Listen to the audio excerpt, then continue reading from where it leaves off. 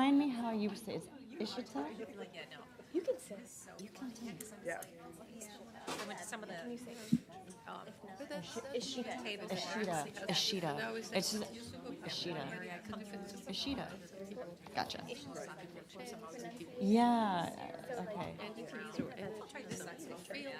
That's how I feel like when I read it. That okay.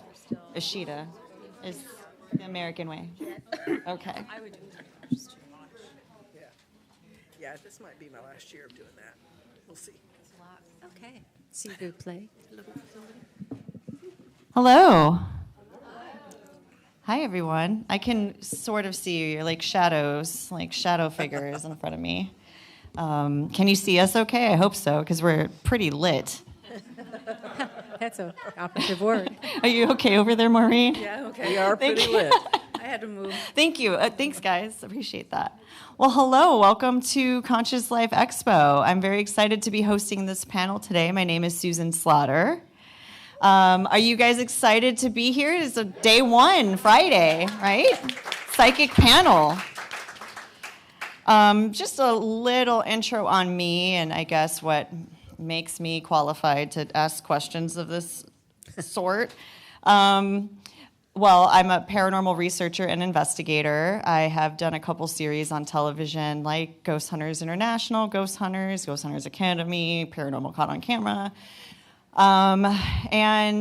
It was through my science-based investigation of the paranormal that I started to connect with my own psychic abilities and started veering away from using gear like cameras and audio equipment and started using things like my intuition, which is why I end up here at Conscious Life Expo doing things like seances and trans-channeling, all of those things which I've learned in the field as a paranormal investigator, and now I can call myself a trans-channeler as well.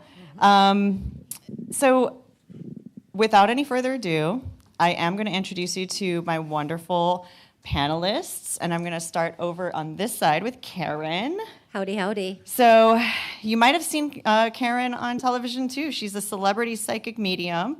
You've seen her on Discovery, Travel Channel, TLC, Bravo, or maybe you've heard her on George Norrie's Coast to Coast and even Fade to Black. Please meet and welcome Karen Reese. Howdy, howdy, howdy. Next to Karen is my friend Tracy. She's a multi-sensitive spiritual empath and shaman, as well as a 53-time award-winning author and publisher with books like Transformative Grief, Your Crystal Allies, and some of my favorite tarot decks, and one of her new ones that's out here called The Oracle of the In-Between, which she has with her today.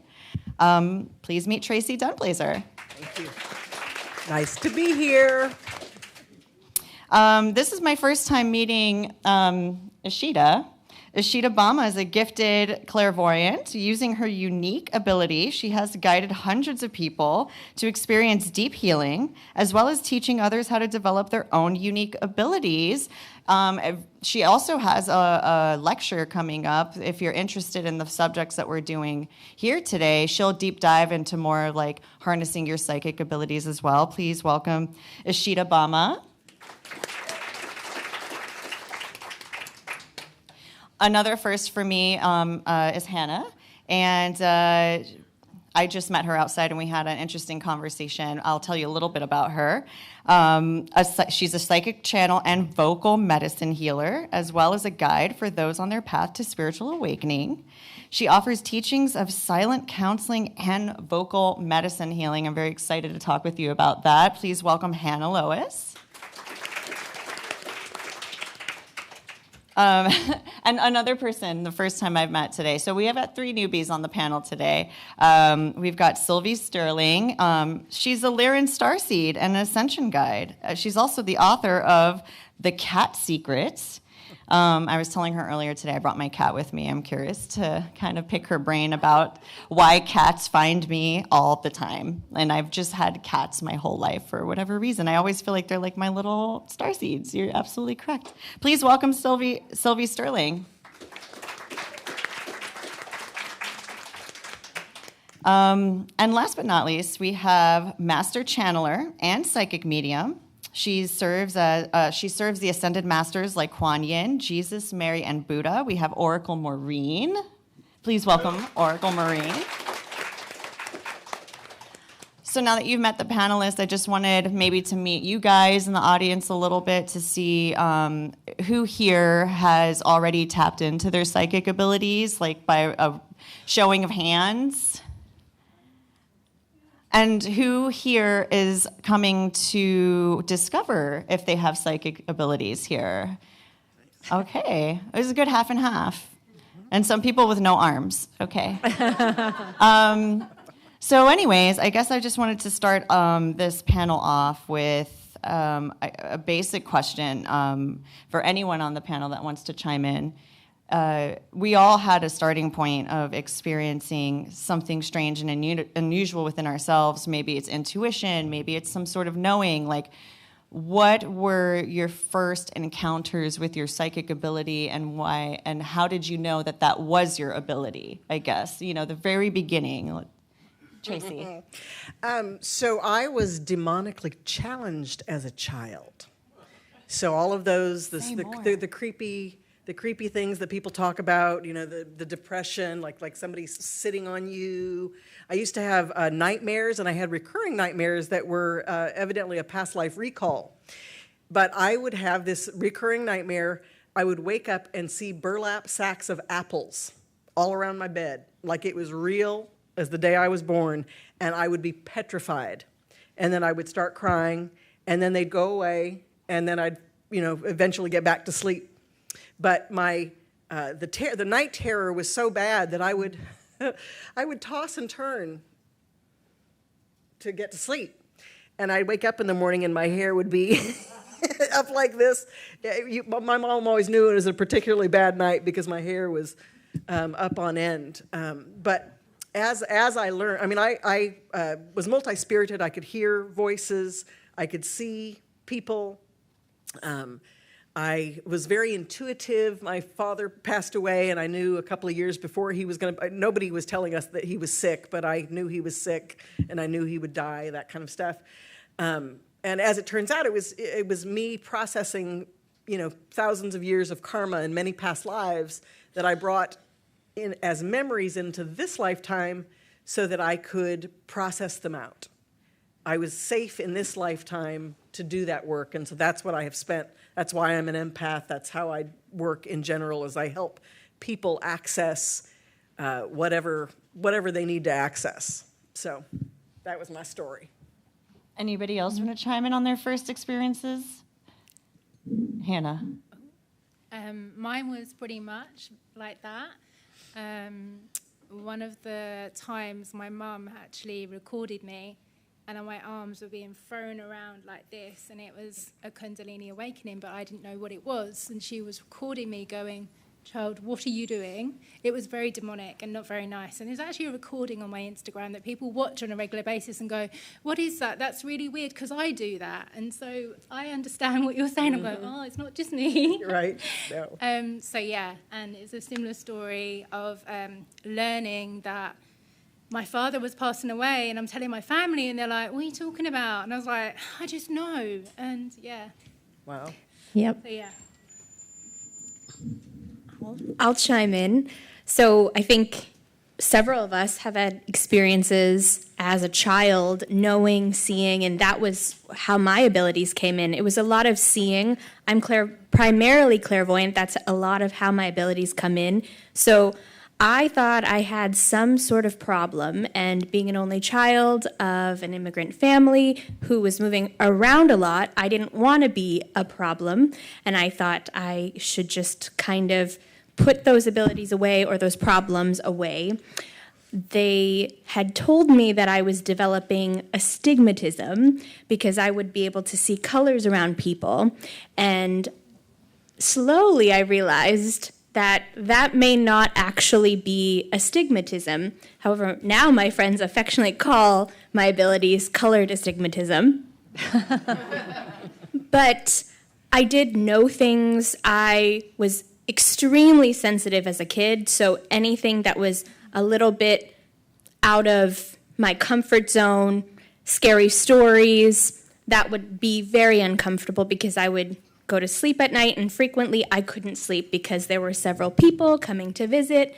And when I learned that I had so much time on my hands when I went off to college, I would just enjoy sitting and meditating. In fact, I was born in India, and my family at 3 years old would take me to the temple because that was my favorite place to go. I loved the transcendental energy. I would sit there and just chant and pray. And when I went off to college, I just took all my time and meditated. And then suddenly my hands started to glow, and then my face was changing in the mirror, and I had no idea what was going on. So I decided that I might need to get ahead of this and decide that it's really not a problem, but maybe something I could help people with. Yes, and likewise, it's kind of funny. We have a very parallel universe going on here. So I can recall seeing visitors when I was in my crib.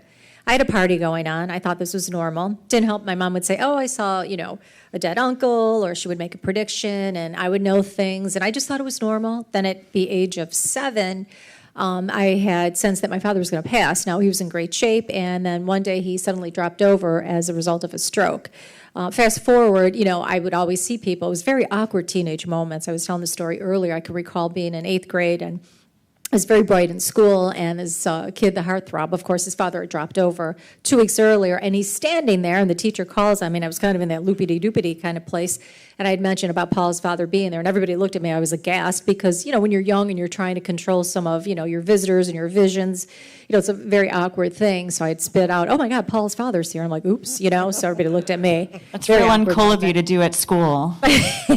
What's that? I was like, real uncool of you to do at school. Very uncool, but I always knew when I could skip and not get caught. But yeah, and I would foresee things about my future as well. But it was funny, we'd go shopping maybe at the grocery store. And as a little girl, I might see like somebody's dead husband following them, and they would see me, and I would see them, and knowing things about the future. So yeah, I think but I was never really frightened. I just had a big party. I thought everybody was there for fun. It's like a disco party. Still is, just saying. It's still a disco party. Yeah. Do you want to share how you first started connecting with animals in your starseed family or lineage? Yeah, sure. So for me, it started with the animals, really. I had no idea that I was psychic, or I wouldn't call it psychic, because I didn't come from a family like that. I came from a very normal family, so nobody talked about psychic stuff. But I always had a connection with the animals, and I had this intuition, and they were my go-to person when I had problems, or, I always felt the animals, my cats and my dogs mainly, I always felt they got me. They understood me, where my family didn't, because I was always different. So the animals, cats, dogs, I was so tuned in with them, and I always knew what they needed, and we always had this connection. But then fast forward, I didn't really do anything with these powers. I got into a very normal profession. I went into the movie industry. I was an executive in the movie industry for 20 years, very down to earth, very normal. And then, movie industry. Yeah, there is a cackle over there. In LA, it's normal, right? But, and then I didn't, 40 years later, I started to search for my purpose. And I knew that I wanted to work with cats for a living. But again, I came from here, and it was all very, very normal. I thought I would just help cats, people with common cat problems, be a cat psychologist. And then a channeling came through from my star family. Through a cat, I sat with a cat, and a channeling came through, and they said they were the Lyrans, and I was a feline starseed. I was a Lyran. I was one of them, and they shared with me that I was to be an ambassador for cats, for the galactic cats, the Lyrans, and for the cats here on Earth, and that's how it all spiraled after that. That was roughly 10 years ago, and all my psychic abilities came online after that, really within 4 or 5 weeks, really fast. I wouldn't recommend it. All of a sudden, I started to hear voices, and it was very overwhelming. And then it took me a couple of years to really get the hang of it and to discern who's talking to me and why, and, to kind of get good at it. But, and now I do readings for people and for cats, for animals. I channel the Cat Collective. That started 2 years ago when the collective of cats on this planet started to channel through me. And I channel the Lyran Collective and whoever. I'm just tuned in when I work with somebody. I download information from that field of consciousness. So all my senses are wide open now, but I would have never thought 10 years ago that I would do any of that. So, but I love it. Thank you for sharing. And we have another channeler next to you, Oracle Maureen. She channels Ascended Masters. Can you tell me how you discovered that you were going to be principal channel for God and other energies? Okay, so we're going to go to the adult years then, not the childhood part. Okay, so you're a late bloomer, would you say? No, meaning there's like different stages in my ascension process. Okay. So the original question of how do you know you're psychic or what you were experiencing as psychic, they were showing me what to share, but that's later. Yeah. Your question. So I'll just address your question first. Yes. So when they came and fully activated me and called upon me to work for them, which was in my mid-30s, I had a 2-month experience of seeing 7 of my spirit guides, 1 of my guardian angels. Because we're limited on time, I'll talk quickly about this. I shut down, pushed them away, lived to regret it, had to go through some negative experiences for them to break me down to being willing to listen to them, to embrace my psychic gifts that during that intervention, they gave me flooding memories of as a child, reminding me how I would know this, know that, The principal ranking came throughout the different stages in my ascension process. When I did finally submit, becoming obedient to them, committing to all of their wishes and their wants, meditations, refraining from certain habits, and over the years, pleasing God and pleasing Jesus is when they gave me ceremonies, initiations, and I was raised from regular principal oracle to full-time principal oracle, then finally chief principal oracle. It's not as easy as what I'm making it sound.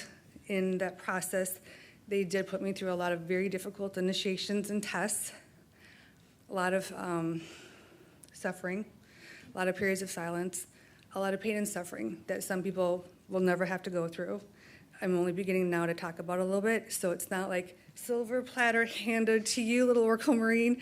It was on the down low, and it's being shared in some of my books that I'm working on now that they want me to open up about. It is a work reward situation. Even when you're born and created with psychic gifts, they do test us in lots of ways. Our commitments and our obedience to God, to Jesus, to our family of guides and angels that help us and support us are crucial. They're everything. When we do become faithful and committed to our gifts and to them, they begin to open us up and activate us up further. When you live linking in a committed state with them, what I discovered is they ascend you up even higher, activating you more and allowing you to go up in your ranking and in your possession, if that makes sense. But I want to know a little bit about your origin and like how you started communicating, or was there any like moment like in the early eras of you tuning into your psychic ability? Like what did that feel like for you? Did you have any misconceptions as to what you were experiencing? As much as things became really difficult in my ascension process and as an adult, when the years were where I was being raised to work for Jesus. Before that, it was easy. I can say as a child, I didn't have the negative stuff then, but it came later in my initiation process. I would experience life in a very mainstream Midwest town family, knowing things before they would happen. I have 3 siblings. Always, whenever they would lie, I'd call them out on the lie, like an innocent child, not like with attitude, and they would be like dumbstruck. And I'm thinking, why would you even say that? Of course I'm going to know you're lying. And being confused of why they would think that they could do that and I wouldn't know it.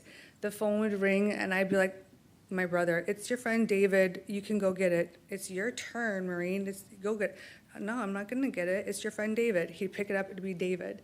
And he'd just look at me. And I would look at him like, how didn't you know it was David? Like innocently confused. Like, how come I know all this stuff, but you guys don't? So for me, it was like looking at life from a completely different goggles. And down low, I'm thinking, you're a fool. Like, how could... And then when I got older, it's like, oh, they just don't know. I was lucky enough where when the channeling, because the channelings have been there forever as a master level channeler, the guides or angels enter me, and all this wisdom would just come just funneling out of me, starting at probably, 5, 6 years old all the way. It was blissful. It was ethereal. I couldn't feel my body. I had no clue what I was saying.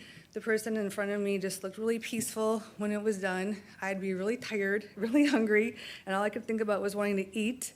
And they would look at me and they would thank me, and I would have no idea why they'd be thanking me. I would see a lot of times when those experiences happened as a kid, angel wings in front of me float over me and just float into me, and I'd feel this energy go up in my back and fill my body. I knew as a kid it was an angel. I was trained and required by God to never disclose any of it to anybody. And my whole childhood, I would hear, "You're not to disclose, you will get hurt, you will get persecuted, you are never to say who you truly are until I require you to say it." And I remember seeing God's name written out in white letters and in blue sky, God talking to me, and me being in fear. I'm not going to say a word about it. I'm not going to say I just saw angel wings. I'm not going to say your angel just used me to direct you and guide you. And thank goodness I didn't. I obeyed. So there was, I've learned the process of obedience and commitment and following their will and their wishes. And that has only opened the door to allow me to go up higher. Mm-hmm. So, if that makes sense. Yeah, thank you for sharing. One of the things when you said, kind of moving into this arena now, you mentioned that, you kind of had to hide your ability. I think that was the message, was to protect you from people that didn't understand you. Yeah. When you're young, you don't have autonomy. If somebody just say you're crazy, they throw you in a padded room. Yeah, you're vulnerable. So I think there's a collective experience when it comes to having special gifts or abilities that we feel the need to shield them from others. Mm-hmm. And it's a safety thing, I had a little bit what I would call it created a little bit of a wound in me, that I just didn't feel really comfortable sharing these things. And it wasn't until you had to I don't know, I felt kind of put in a corner. Somebody saw, for a good example, Christine, she's one of the people that coordinates this entire event. She's seen me in the field as a paranormal investigator. And the whole reason why I'm here is because she's seen me do things that are more psychic. And she's like, you are in the wrong box. You need to be doing things in conscious life. You need to be showing people your ability. And I was very hesitant to do that for a very long time. And now I'm doing all sorts of crazy things here. But there was a bit of a feeling of having to shield this aspect of myself. Mm-hmm. And I just wanted to know why are there's look at how many people are on the stage right now declaring their ability, trying to teach you how to declare yours. And so do any of you have a story or anything to teach to the audience about claiming your ability and stepping out with confidence in it and not hiding it? Did any of you go through that shielding experience where you just had to kind of hold back a lot of yourself? Absolutely. Yeah. In my family, on both sides of my family, we have big lineages, or I don't know if they're big lineages. What the fuck does that mean? We have a lot of mental illness on both sides of my family, my mother's and my father's, and my mother was ultra sensitive as well, but that. They came from good German stock and English stock, and so they a bunch of non-feelers. And my grandmother the same way. Nobody, I don't know why you'd want to do that. That's stupid. That was her tagline about everything, because you just don't feel it. Don't get mad about it. Don't do anything. And so her husband ended up in an asylum and eventually died there, because he was psychic and had two of his family members died by suicide, and I believe that they were haunting him. I actually channeled him. I never met him. He died in, I think, 1956. But I ended up channeling him and understanding. I found out some things about my mother's side of the family that she had not told anyone. None of us children knew, and so I was able to confirm some of those things. But all of that to say, that was kind of the the essence around me of, don't tell anybody.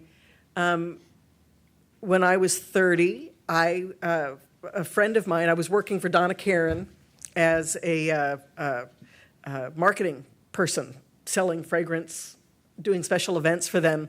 And the guy that I was working for found out that I did readings. I didn't tell people, and one of my friends, my friends would make fun of me because I was a knower of all things. They would just, I was the entertainment standing around the counter. People would ask me questions, and I don't know how, I would channel the answer. And then they'd Google it and like, oh my God, she's right. How did you know that? Anyway, so somebody recognized that and wanted me to do a reading for her. I did. She told my boss, and then he asked me to be a gift with purchase. And what happened is we had this huge event up in Portland, Oregon, and I sat down at the table with, I think I had runes and I think I had cards at the time, and there was a line out the door, all the way out down at the mall. And I was like, oh, because people were sitting down with me and having these huge catharses. And I would spend 2 to 3 minutes with each of them, but the experience that we were having, and I was connecting with them in a way just energetically, and it was just becoming animated in the space. And when it was all of those people who could recognize me and honor me without saying a word, that I was like, oh, okay, I guess this is something. I never planned on working as a psychic or doing any of this work. I just wanted to heal myself. That's where it started for me. But so I think it was the long lines and the people really stepping in and supporting me and pushing me in that direction that I was so grateful for. Mm-hmm. I think safety is a great topic that you brought up, Susan, because I think that's part of the reason why we don't necessarily, as a collective, allow ourselves to step into our psychic abilities. So psychic, if you break the word down, the etymology is soul, essence, personality. So that we all have. And when we get the chance to feel safe in our bodies, then we get to start to be able to tap into our intuitive abilities. As a kid, it wasn't safe to be able to rock the boat as an immigrant child. It wasn't safe to talk about these abilities. When I started to have more fun with being able to read, I was training at the time in college, so I would find an empty university classroom and I would tell people, hey, I'm doing readings, just come on by. And people would start just getting readings in this empty room, and then people started to refer me out.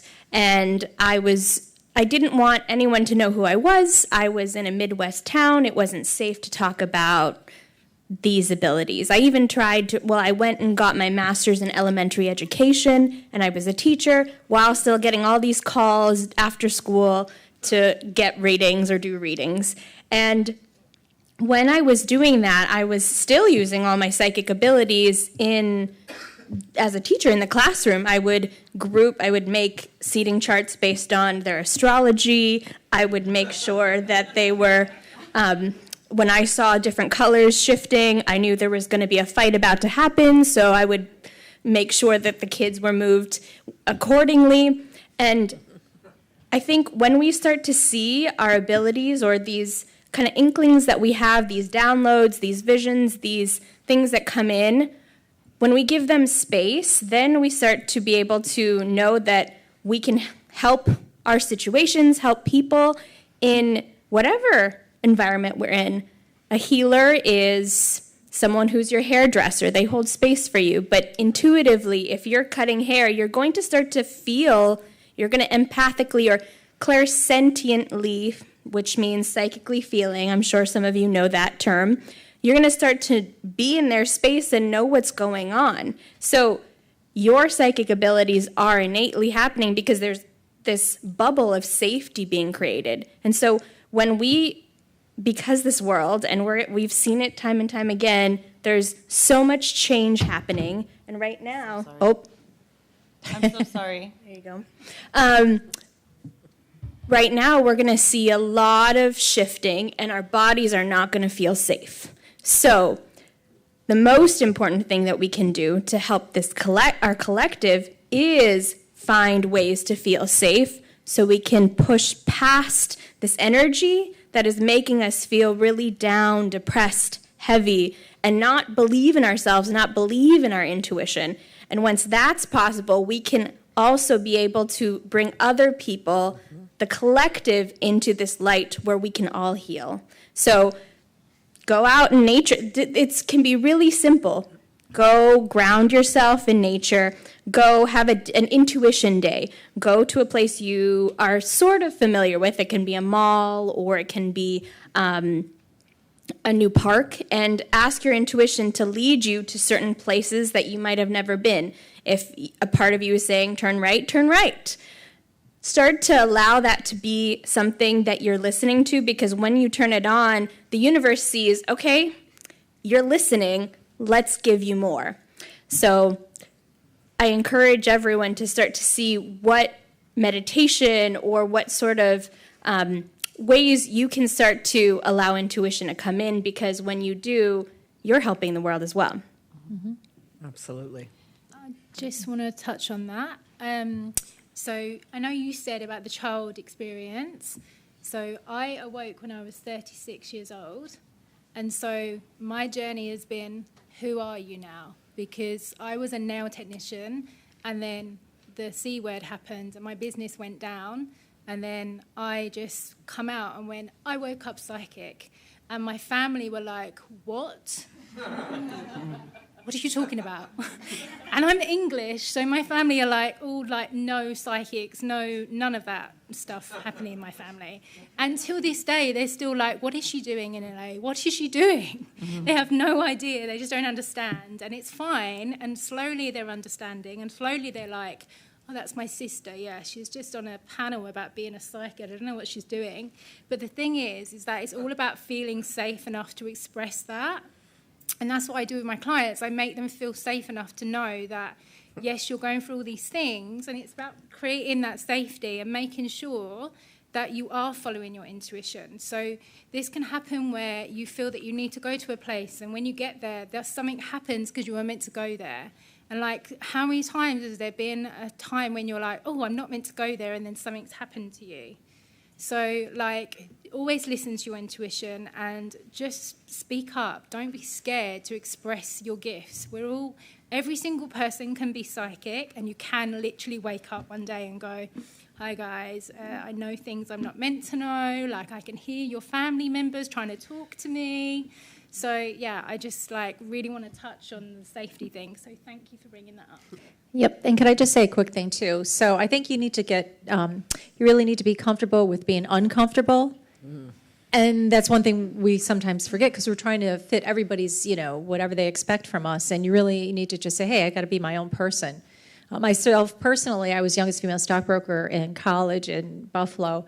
I was studying arts and science. I wanted to be a plastic surgeon, saw an advertisement to be a stockbroker, got my license, switched everything to business. But along the way, I knew as a kid I would do this full time. But I thought, oh, yeah, I got to do the career thing. And then, when I'm old, I'll put like the crystal ball and put the hat on down to business. That didn't really happen. About in my mid-20s. That's because you never got old. Thank you. I pickle from all the chemicals in Niagara Falls and Buff. So I remember getting the message. I was in the money business in about my mid to late 20s. Just give up the money business. Now, this industry picks you. This energy picks you. You don't really pick it. And so I'm like, what are you friggin' nuts? Whoever my guides were telling me this. Well, next thing I know, I'm on national TV, so that was my coming out party. And imagine that with a bunch of, stockbrokers. And who said that they don't have crystal balls? I did. But anyways. And they said, no, quit, because your business will, expand, your psychic business. I'm not kidding you. So long story short, within a week of hearing that message, I was done with the money business, and my business started to snowball. No pun intended, I am from Buffalo. But the point is, it does draw you. But to circle back, you just have to be comfortable with being uncomfortable, and sometimes that uncomfortable is what pushes you. And nowadays, you can actually, put it out there. If you don't want to say you're psychic or psycho, you can say I'm intuitive, I've got this gut feeling. Mm-hmm. And that's a nice way of tiptoeing your way in. It's great for dates, too. It's great for, business opportunities when you're going for jobs. I can go on and on. Yes. Trace knows. We work together. I know. I have not been picked for a jury yet. Oh, I did that. You know what? I'm usually the first person asked to leave. Wait, I got to just back up. This is a good jury story. I don't mean to hog for a minute, but you'll love it. So March last year, I'm like, I'm going to get picked for jury. Going, what the frigamaroni, right? And I know enough judges back home. I get the jury notice, right? I go, great. So then I'm like, I'm going to get picked. It'll be a Thursday. So I try putting my notice in. Oh, I can't do it. I'm self-employed. I'll call my friend who's a judge. It's like two of them. They're like, just write this. I go, they're going to call me. And everybody knows me downtown. Give me a break, right? So needless to say, it's a Thursday. Before I go down, I'm like, and I'm really good with names and numbers and dates and times. That's really my forte. So here I'm like, oh, there's somebody with the name Robinson. It's a criminal. It's a murder case, right? So go for it, right? So I call Thursday. You got to come in. So I go down Friday down to this creepy little place, and there's like 500 people, and I'm like, oh God, I got germs, and when you're sensitive, you get real wigged out about germs. I'm like, oh, whatever, you know how it is. You're picking up people's vibes. I'm like, ugh. So then they shuffle us off into this one group, and I'm like, great. I'm just going to tell the judge, you don't want me. I know what the deal is. Either the defense could pay me more money, and I'll tell him how to get his person off, but I know he's guilty. He parades in these three young men. And of course, the one gentleman's name is Robinson, 19-year-old kid. He's two things right in front of me, the same name I had heard psychically. I go, great. As I'm looking at him, I'm seeing exactly what he did, how he did it, what the murder took place. And I'm like, well, I can't say I'm the psychic and I know whether or not he's murdered because he might come knocking at my door, him or one of his, cronies. I really want to go up and say, that's from your grandmother who's dead, and tell me you're a schmuck. But anyways, the rest is history, so I got out with the judge. Actually, though, when I was up there, I also knew the judge had a problem with his foot, but I didn't want to reveal because it was HEPA or whatever. But that's just my story, now that we've gone a little past it. But that's what happens when you're a psychic.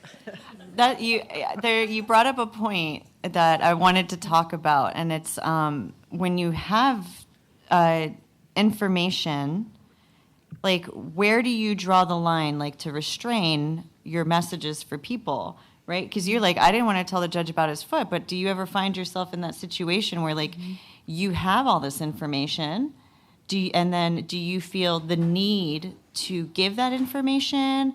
Is there some sort of, how do you navigate that you can't just go up to anyone and be like, your cat is talking to me, and I have all this stuff to say, because they're going to view you one way or another.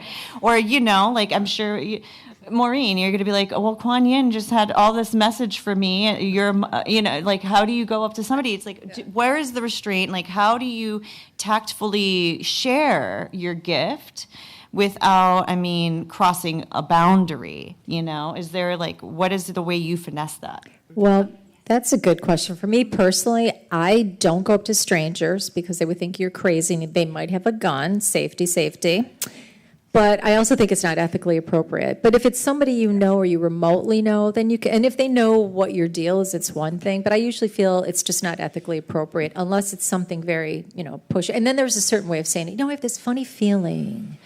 Mm-hmm. Yeah. Like you didn't know those Doritos are probably going to upset your tummy or something. There's just a certain way. I generally, though, don't. Stay away from the cinnamon rolls. It doesn't look good for you. 2 minutes on the lips, a lifetime on our hips, girlfriend. You don't have to be psychic, right? But it's true, though. But yeah, I don't volunteer. I'm similar to you. I don't. When somebody comes up and hands me their palm to read their palm, I'm just like, Here's the thing. Absolutely, I have been, at the coffee shop, and I've seen somebody suffering, and I will have a conversation with them. Mm-hmm. I don't want to tell them the message. I just want to have a conversation with them, and I'm always the message that is intended to come up in the space always does. Mm-hmm. It's not about being psychic. It's not about knowing something that they don't, because we hold secrets for other people. So when we get that energy or information, we hold that, because holding that and being in contact with those people, it gives them permission to receive it on their own. And that's what people need. People need to be right. It needs to be their idea. They need to be empowered in the situation. So that's how I handle that. Mm-hmm. So I feel you have to use discernment, whether the person needs to know this message or not. And you have to be very diplomatic, because in a the way I work, when I talk to cats or dogs, they will tell me things about their humans. Always. So in the beginning, when I started to do this work, and I didn't know all that, and they started to open up about the humans, I had to learn how to how to give the information back to their humans, because they will show me. And I started to become very diplomatic, as in when people call me, let's say 2 cats are fighting, and it's very common that 2 cats are fighting, they're not getting along. And then I usually find out that the cats say my humans are fighting. There's a spouse, there's spouses that are not talking to each other, that close the doors, that are, So I had to become a marriage counselor a lot of times. And I started to become very diplomatic, where I wouldn't say, well, your cat said you guys hate each other and you yell at each other all the time, right? You hiss and growl at each other, right? Because they're just mirroring us. But I started to say, well, your cat showed me that, could it be that you lost a loving feeling for each other and that you might not, So I started to become very diplomatic. And then when you talk to them, they open up. And then when they say, oh, okay, yeah, and you can tell whether whether it resonates with them. And now you can tell them the full story. But I find it easier than when information comes to you and you're not supposed to know it, to kind of trickle information in, see if it resonates, give them a hook, and then reel them in. And then when they see that you understand and you're empathetic about it, then you can give them the entire message. But be diplomatic and use your discernment. There are some things that I won't say because I know it would hurt them, or I know they would just shut down and then say it can't be because that person cannot know that.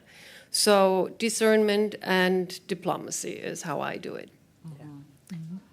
I just wanted to add that I love what everyone's saying here, because I think empowerment is such a huge part of being able to share information. Yeah. You are being given something so intimate, so vulnerable, right. And then also being able to discern what you can say. I often find that I'll have clients who are ready to be able to have the information come through, and then I can share it. But if I am out in public and I can't share something with them, I will tune in to my guides and their guides so that there's an intention that what they need to know is going to come to them somehow. And it's true that the universe never lets whatever you need to know pass you by. Exactly. So you can always have the opportunity to make another choice, have another try. You're never in any sort of punishment if you didn't get it right first. And if that information was meant to be able to be heard by that person, I will make sure that energetically they get that somehow. So, okay, I want to move on to maybe for some people that are trying to discover their abilities, there's so many different divination tools out there. And people gravitate towards different types of things. I mean, Tracy, she's got, her tarot decks. And, I personally gravitate towards, like, certain metals and frequencies and, like, crystals and things like that for post-psychic work for my healing purposes. And my own rituals, like, I'm very much into ritual. I identify as a witch. I do a lot of things like ritualistically, like to cleanse my energy, also to open space for energies. I'm always using intention and physical things to create intention in the space that I'm in. Mm-hmm. So I'm wondering if you guys have any tools that or methods that you use to, I guess, learn or activate your abilities. And maybe I know, like, some people start using tools and then they kind of wean off of tools because then they start, like, harnessing the ability within themselves. But were there things that you were using to help guide you in your intuition? And what were those things? For me, it's altar building. And an altar is just where you lay your heart. And for me, I love thrift shops, so I would go thrift shopping, and there were times where I would be guided to the Goodwill on that Tuesday morning or whatever, and there'd be a statue there. I got a $3 Buddha. It was fabulous. But just there are different frequencies or energies that I'm attracted to that I need in the moment. And so that process of focusing on my thoughts, my intentions, what I need, what others need. Like I build an altar for harmony or for peace or for whatever, but I don't do energy towards other people. I find if I'm harmonious in the situation, then it will become harmonious, right? And so the process of, just listening to my intuition as to what I need for that. Oracle decks are one of my favorite things because it gives a lot of space. In fact, I started with Oracle decks first, and then I started out in astrology. I love cartomancy, so actually working with a regular playing deck. Eventually, I got into tarot, but I grew up Christian, and was felt like I was told that was the devil's work, and so I had an issue that I had to work through in order to understand that symbolism and mythology and it's a new set of images and an alphabet that you learn to understand your internal environment and your external environment. So, like I said, for me, my favorite thing is creating an altar using oracle decks. I do that to this day. I've always been intuitive. I've always been in command of my thing, but this makes it fun for me. Well, by the way, her oracle deck is fantastic, Yes, just saying as a side. this one. But myself personally, I'm probably the lazy psychic on the board here. I've never used a tool, not even in the kitchen. Tracy knows that. But I just can connect naturally and see TV screens about people's past, present, and future, and then I'll see dead people. So it just happens spontaneously for me. So that's how that works for me. It's kind of like radio waves. Mm-hmm. So it's like a transmitter and receiver. So if, you're out there, it's like I could see it, and, if that's what you want, then we'll make a connection. But I've never used a tool. Interesting. Lazy that I am. Lazy. I think I'm Only kind cooking. of in that club too. I just kind of see it, and it comes through. So I do think being able to meditate is a tool to help me reset. And also I really do love being able to create. So if I'm drawing or if I'm going to an art gallery, I find it kind of helps me, because I'm so visual, open up that third eye.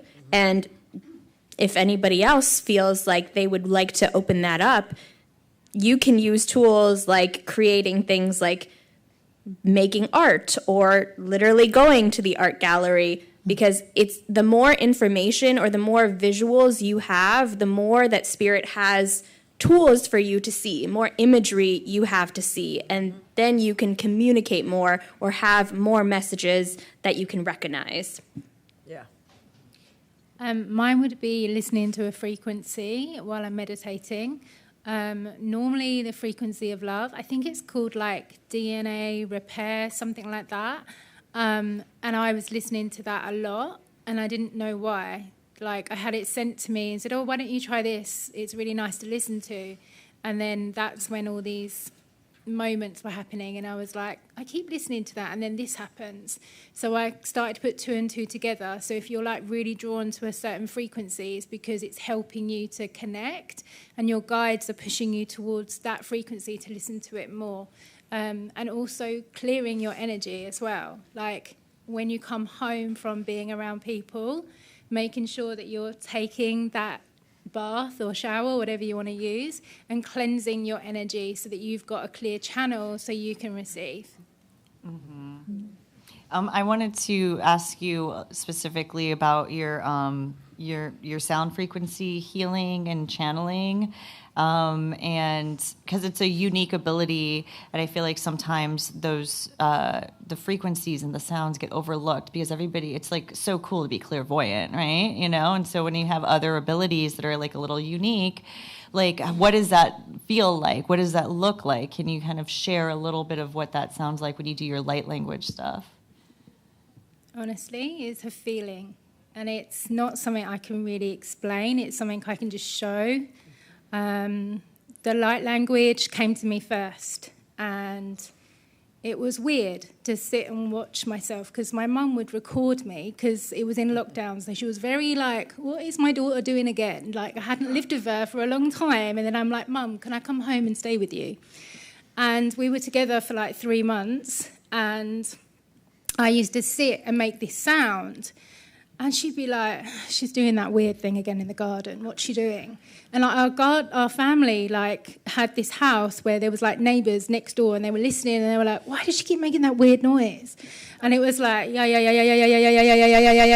and it went on for hours. Like I would literally be there for hours, and my mum would be like, she's doing it again. Can you just stop making that noise? And then as it went on, I realised I was clearing my channel. Yeah.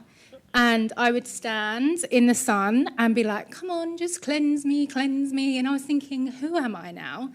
And the light language can come through overnight, because that's what happened to me. Like, it was literally so much trauma, so much nonsense going on in my body. It was like I was forced to do this. And I mean, obviously I do it now, but it's like, if you don't do this, your life is just going to continuous like collapse. And like, I still feel like, what am I doing? Like, that is the scariest part. But once you own it and go, I'm helping people. Because this is like quite a strong story for me. As it was coming through, my father was actually passing away. And as we were connecting, and he was going off travelling and doing his nonsense, and I was like, hang on a minute, how do you know this? And it was because he was becoming psychic, because he was connecting with the guides and his family, and he was like, yeah, telling me all these things. And I was like, how does he know that? And then he just said to me one day, you know that weird shit you keep doing? Can you do it to me? Because I've got a really bad headache. And I was like, oh, okay. So, yeah, if you're worrying about why you're making these sounds, it's because you have to. You have to embrace it. Don't be scared. Like, it is terrifying. Like, today I'm doing a speaker later, and it's only my second one, but I know that I have to do it because I know there's someone in the room who's going through the same thing as me. So, yeah, and I won't do it now, but maybe a bit later I might show you a little bit. It's just, it can be quite loud, and you have to be able to feel that energy and, like, be able to receive it, because it can really, like, open up your heart, and it can open up your feelings, and you're like, now I'm going to go home and sit and talk into myself, basically, because that's what happens to you. You just sit there going, and your hands go crazy, and you just sit in the mirror and you go like, and everyone's like, what are you doing? Like, are you losing the plot?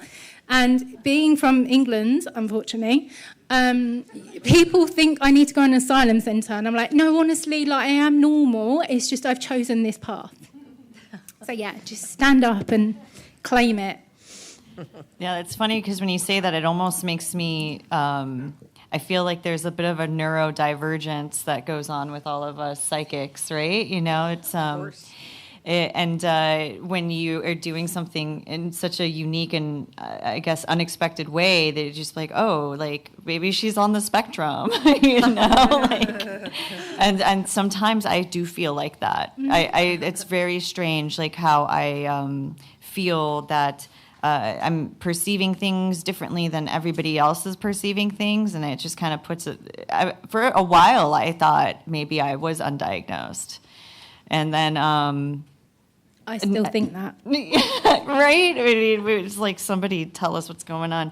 But I wanted to give the opportunity, like, we're coming down to the last half of this of the panel, and I was going to ask the gentleman in the back to bring the mic forward so that way you guys could come up and ask questions. I will pick you out if you raise your hand. We're going to set up a microphone and this runway right here.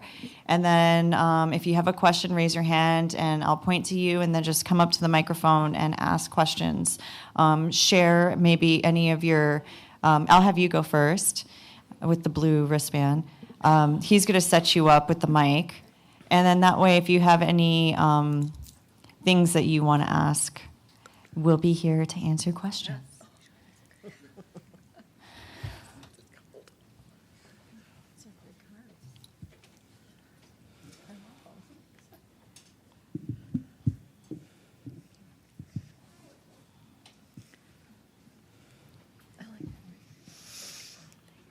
Hello, welcome.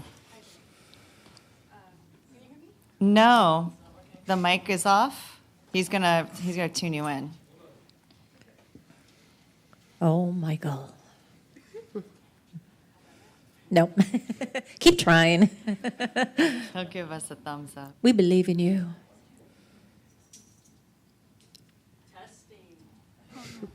I can hear you. Yeah. I'll just talk. How's that? I can just talk. Yeah. Okay. Yep. Okay, I'm just gonna talk.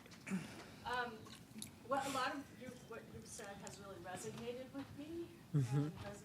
It's like when I was a young girl, I was always very interested in the metaphysical. I don't know why, but I do know that I felt like there were demonic forces in my room. I had angels come to me. I had ghosts come to me.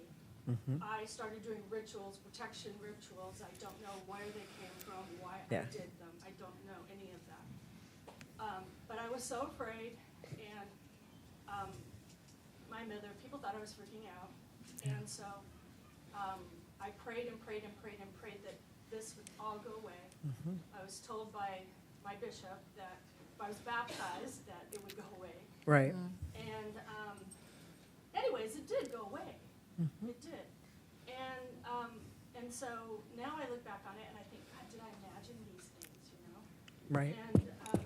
And I want to reconnect with these gifts because I'm not really afraid anymore. But I think that there is a need to protect oneself. Absolutely. And so I want to understand, like, what would you recommend for trying to reconnect with my gifts? If I have them, I think I do. And two, what would I do to protect myself? Okay, well, first off, one of the things I would recommend, and I do this a lot, and I've encountered a lot of negative energies, but I would always encircle myself with God's white light. If you ever encounter something that comes to you negatively, from a negative point, I would say, do you come in the name of God or Jesus or whoever you believe in? And you can go on and say, I rebuke you and bind you. But I always say I surround myself with God's white light, just as a protection. God created everything, including negativity, so God can remove it. So you have to be confident when you're making your point across. And the other thing, too, if you want to bring that energy back up to start connecting, is meditate. And you don't have to do a major meditation. Maybe 15 minutes. Your mind's going to race. Pick something easy like the word peace, peace. Your mind's going to race. Oh, I got to get the, dry cleaning and all sorts of things like that. Bring it back to that. And then, you'll start to notice coincidences. I would also start to write those things down, too, so that you can validate. Now, you might get something past, present, or future. You might, start to see spirits, but that's a way to do it.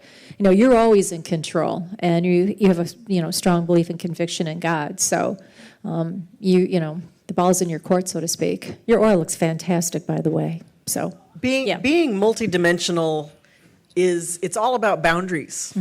Like, I mean, with as it is with human beings, it's the same with other entities, good or bad, whatever they are.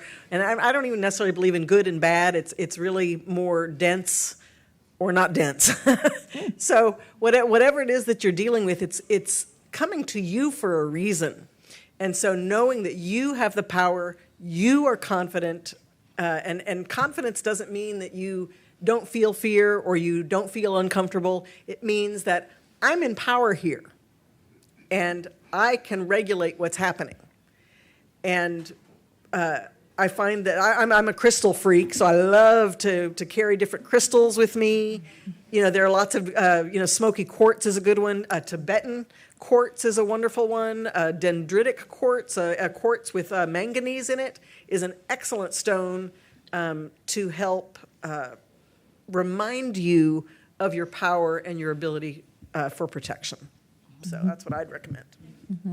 I would say that because you're going to start opening up, it's really important to, again, make your body feel safe. So we have so many clair abilities, clairsentience, claircognizance, all of them. So decide what your body feels safe experiencing first, and with all the meditations, with all the writing down of noticing what's happening, decide and tell the universe, all right, well, I want to see or I want to hear only for now. Because if we have all these abilities coming in all at once, it can get very overwhelming. And several people might experience that or be experiencing that. And then it's hard to interpret what we're even experiencing. So starting off with one that feels very solid, and then you create this clear line of communication, you're going to feel a lot safer. You're going to trust yourself a lot more. And then it won't be a problem opening up the other ones slowly. Yeah. And in terms of protection, yes, a bubble of light. I personally like gold because you can be in the body. Sometimes we get out of the body with kind of white light, but it's also very protective. You can use gold and white. That can be double the protection as well. And when you have the intention, when you wake up every day, you know that you are claiming the space, you're claiming your day, you're claiming your week. And that way, when you have your energy on every single part of your energetic day as well, your time, then you're more in control as well. Anybody have a follow-up? You know, I'll add something to this for all of you as a collective group, since you're clearly here interested in wanting to activate your psychic abilities. To me, I think the best approach for you guys to take for anybody interested is a class. A class is going to teach you, from a qualified teacher class, how to properly open up. They're going to help you get in touch with all of your different psychic channels. You're going to learn the meditations that you have to do in order to clear them. I'm required to clear them all the time. How to open, how to close. You're going to become more confident and more brave when you start to receive and deliver. So the best thing you could do is actually take a class. And then as far as the protection, it comes right along with the territory. Once that doorway is opened, you are open up to everything in the universe, which means the positive and the negative.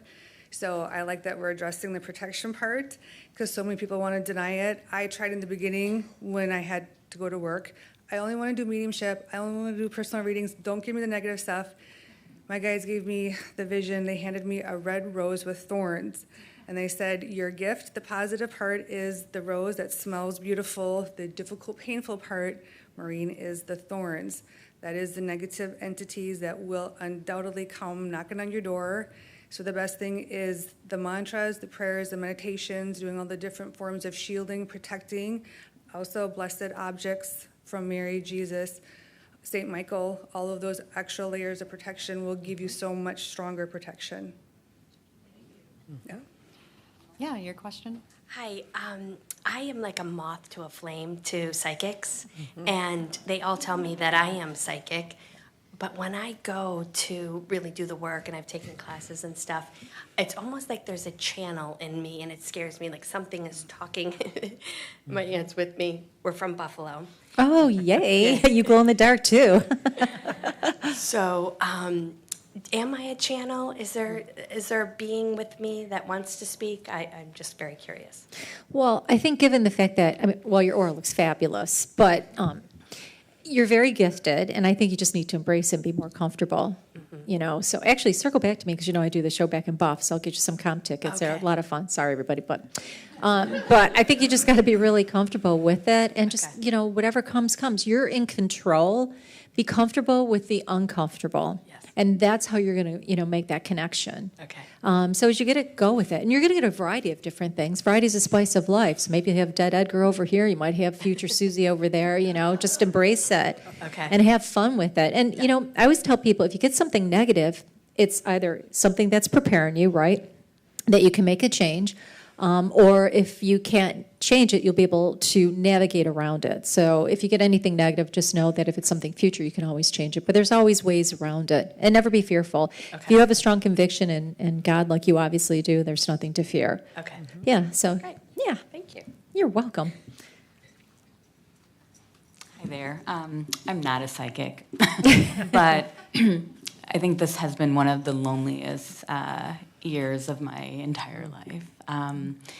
And I'm on this path alone. I you know what I mean. I have, Without companionship? Yeah, There you are go. some dead people around her. Yeah. So, yeah. I figured my You got mom- baggage, yeah. I hope. But it is lonely, and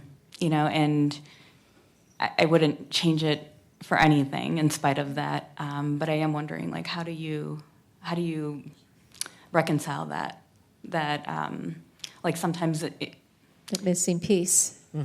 Yeah. Grief is really, when we feel isolated and when we feel alone, it's because we are not yet connected to the part of us that that allows our perception to receive as much as is there for us. So it's more, your loneliness is more about a perception of loneliness, probably because you need to grieve. There's something that you're in pain about. Could be pain that you brought from another lifetime. It could be a current environment. It could be a current situation. But there's something, the fact that you don't have a relationship is actually gives you or people around you or whatever, it gives you a freedom to emote and to feel as big and loud. That was one, I mean, I'm an empath and I cried for every day for 50 years of my life. And finally, when I was about 30, I met this woman. She was a psychic, and she sat me down and she says, Tracy, I can see how much you hurt all the time. So next time you cry, I want you to cry as loud and as long as you can. And she gave me permission to just grieve, and that it's like I broke a barrier when I gave myself permission to grieve, and I stopped hiding it or stopped stuffing it down. So I think it's that process that literally connects all of your chakras together, and it opens up your heart, and your heart actually creates chemicals that bring a sense of well-being and connectedness. That then you will recognize all the multidimensional beings and things that are around you, and you won't feel lonely anymore. And when you don't feel lonely anymore, then you can have companionship or not. It won't matter as much. And then you'll be free to actually, have a relationship that works, or, create relationships that serve you. Mm-hmm. Oh, there's someone behind me.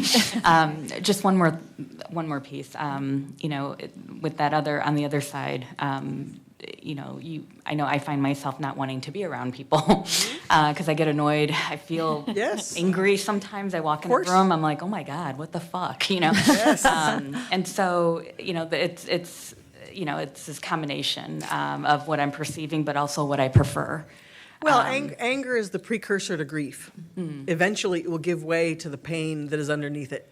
Mm-hmm. So irritability is a grief response. Aggravation is a grief response. Frustration. Those are all grief responses.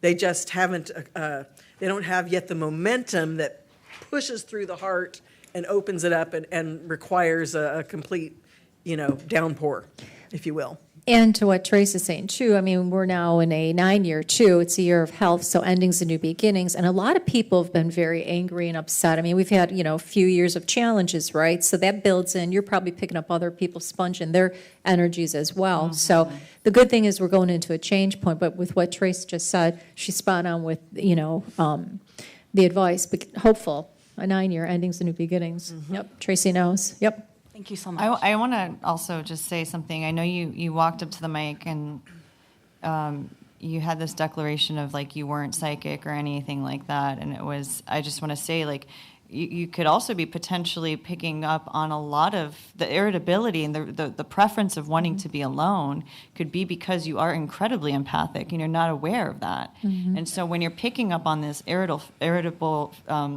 feelings and the feelings of loneliness, I mean, to be honest, these are perspectives of individuals around you every day that you can be picking up on. Mm-hmm. And maybe there's something that you can also try and practice, like also having a lot of time to yourself. Like I live alone on the edge of a desert you know what I mean? Like I love it. And I love my solitude. And I come here to something like Conscious Life Expo and there's just beams of light beings everywhere. It's just so overwhelming for me. And then I go and I'm going to go to my little like hole up in my room after this because it's just so overwhelming. And there's a thing I can be irritated and I could be overwhelmed and I could feel lonely in a sea of people. But really, what I'm doing, I have to also be aware that a lot of the things that I'm picking up on are not necessarily things that are mine to hold. And so you can also just like let those like sensations and feelings be. And yeah, sometimes you do have to like live in solitude a little bit, to kind of manage those feelings when you're picking up on the things around you. But I think maybe you are pretty empathic, and you are picking up on things around you, and you could be harnessing other people's emotions, and that's what's making you feel irritated. Thank you. Yep. It does resonate. Eat chocolate, though, if all else fails. What's Yeah. that? Eat some chocolate. Oh, I Yeah. had a If lot. all else will fail. Yeah. Thank you. Just saying. Champagne, too.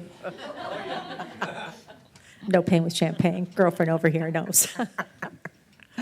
Hey, how's it going? I had a question about something that I've been thinking about recently because I've been going to these spirit circles and these Reiki shares, and it's mostly women because women are more in tune to intuitive energies. So I wanted to ask a question about that. So the divine feminine is often associated with creativity, intuition, and connection to the unseen. The divine masculine is also often associated with logic, structure, protection, and while men and women naturally lean towards different aspects of these energies, a balanced person integrates both. So my question as a follow-up to that is, as a man exploring like this space, would you have any advice for men in this space? And the reason I ask is because I'm a firefighter in LA City, and I notice a lot of the firefighters I pick up on a lot of energy. I'm really in tune to energies, and a lot of these firemen are really messed up, and they don't even know it because it doesn't always come out in like obvious ways of them going home and like having a mental breakdown. It comes out in other ways that Drinking too they don't- much, So getting mad. I want to like talk to these firemen and help them understand what kind of like inner work actually means. Yeah. But do I just have to basically like kind of watch and wait for them to ask, or? That's the boundaries we were talking about earlier. Yeah. I think Yeah. being honest about your own story. Look, nobody, I mean, God bless that woman for being willing to be so open and vulnerable and sharing, and that's how it feels, is being vulnerable. But the truth is, we all feel that way, and we are all so relieved when somebody's willing to say it. So being honest that you have feelings and that you're, like I after the fire, I was in the fire zone, and I struggled. And everywhere I went, they said, oh, well, at least you have your house. And I'm like, well, that's not really helpful because I'm really struggling, you know? So I think that talking about your feelings, sharing, being the first one to put your honesty out on the table, and then listening, giving somebody creating a space and then giving them permission to not give them feedback. There'll be a time when they're ready for feedback and they'll ask for it. But being open about, hey, I went to the Conscious Life Expo, and you know, we talked about grief, and we talked about being psychic, and I think, you know, just planting seeds will attract their own water. Even if it's not from you, you plant a seed, and the water will come, and the seed will grow. That makes sense. Yeah. I just want to add to that, leadership is divine masculine energy. So when you, just like was mentioned, when you're vulnerable, there's an opportunity for everyone else to share in that vulnerability as well. And it might be more of a thinky space first. Oh, wow, we just experienced that together. What do you think of that? I'm feeling this, or and you fill in the blank. It's an invitation as you, the leader, to be able to invite them into the conversation. And it might not be in the moment where everything is happening, but when you're sitting down at lunch and you're in the act of doing things, and doing is also a divine masculine trait. So if you can be doing and having the conversation rather than force it, you'll see it in feminine circles where there's women sitting together and they just want to talk. But men, unfortunately, that's not the divine masculine energy. If you are doing something together that's bringing you together already, and then you invite through leadership, there's more space for that. That makes sense. That makes a lot of sense. And the other thing, too, I would say, you could even open up with the word my experience. Because now you're just giving something, my experience of whatever, blah, blah, blah, blah, blah. And then that will open up some more doors in terms of how people have experienced whatever. My experience is this or that, and it'll start to open without being so ultra feminine for, you know, people that are in a more masculine type of discipline.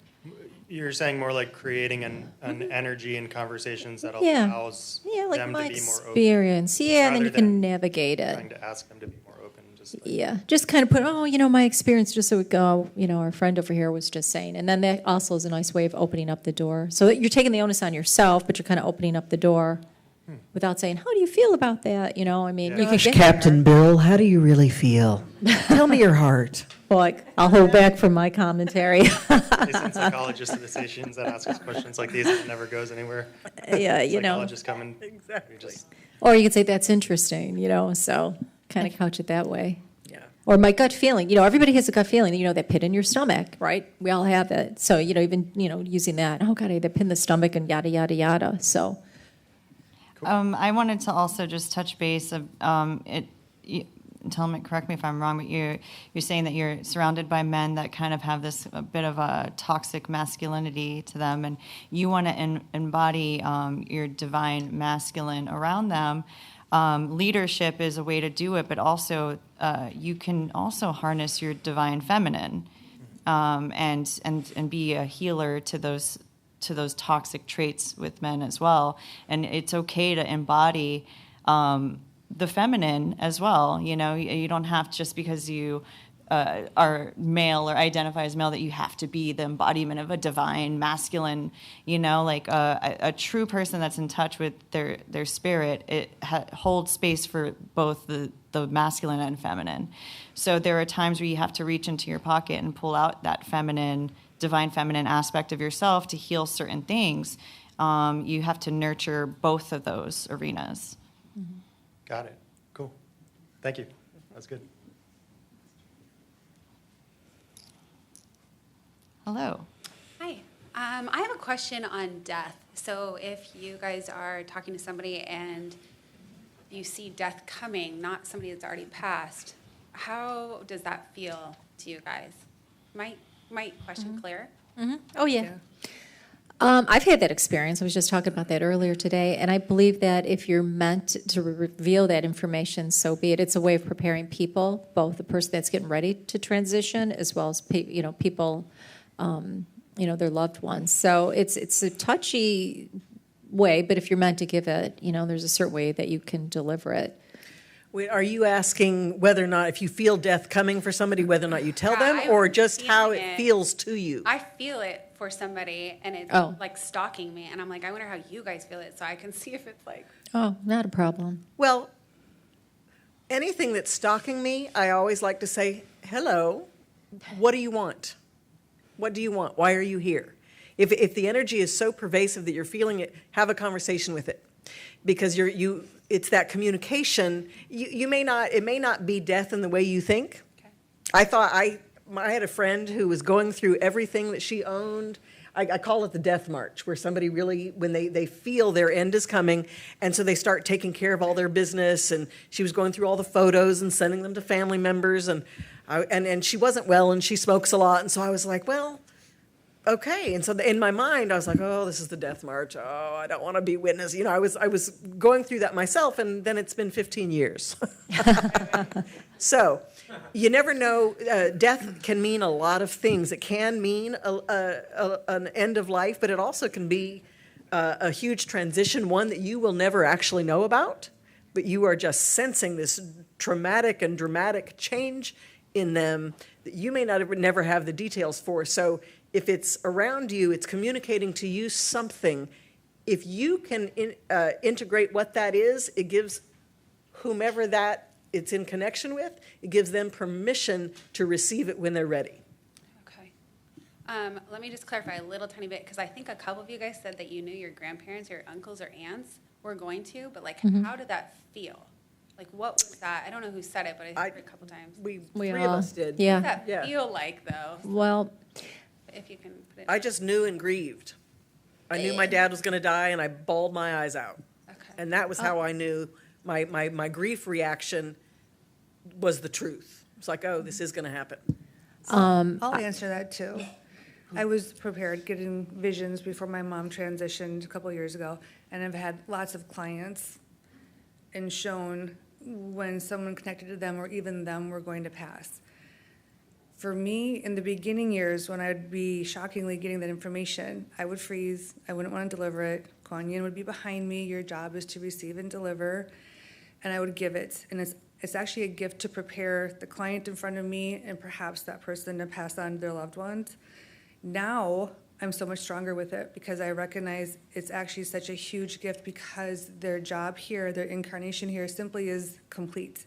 Their soul gets to get released from this difficult dimension, this difficult body. Heaven refers to it as not just a transition, but a graduation. So they're moving on into their afterlife at whatever level that may be. Either way, heaven considers it a success when we complete an incarnation, when it was given to me with my mom, personally. Of course, I was sad, but she was in hospice. She couldn't walk anymore. She had full-time care. That broke my heart to see her like that, be bedridden. So most of me was so happy because I knew her time being suffering and limited, stuck in a sick bed, not being able to walk on her own, she was going to be relieved of it. So my guides would just turn my perspective and focus on, but she'll be relieved from all this pain and suffering of her physical body.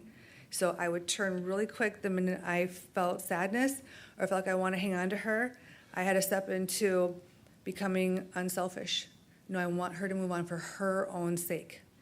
And that's where I keep myself whenever I get that clarity on whoever in my life or my clients' lives. So it's what's best for them. Can you be close to the person? Like, It's actually my husband that just walked out of here. I made him go to somewhere else because I'm like, I'm going to ask all these ladies. But it's like it went away the last 30 days, but it was like for 90 days. And I'm a channel, but not one that I control it. It just spontaneously. People come in, but I don't know how to say come in and come out. I don't know what the 90 days of like it was just. Do you feel something when you're sitting next to him, or anything like a feeling like in your body, your own body? Like, do you get pain when he gets the pain? Yeah, we switch off. So, yeah, that's a thing for us. But he's not sick or anything like that. I would So bench it. I've never told him anything. I'd bench it. You need to work with a qualified person, really, because there's so many times that the negative entities will infiltrate and get into people. And unless you really are completely activated and you are completely linked in with your guides and angels and in a working level state, whether you're working professionally or you're at a working level, do not touch it. Yeah. Only go with somebody who is professional and go through that, because the reality is, I hate to say it, there simply are more negative entities infiltrating, and they're going to come in through your psychic abilities. And if you're not activated enough to actually see that was a demon talking to you, a ghost influencing you, mind effing you, you've dropped the ball, you've sabotaged, you've caused chaos. Yeah. So leave it alone until you're working with somebody and there's undeniable proof.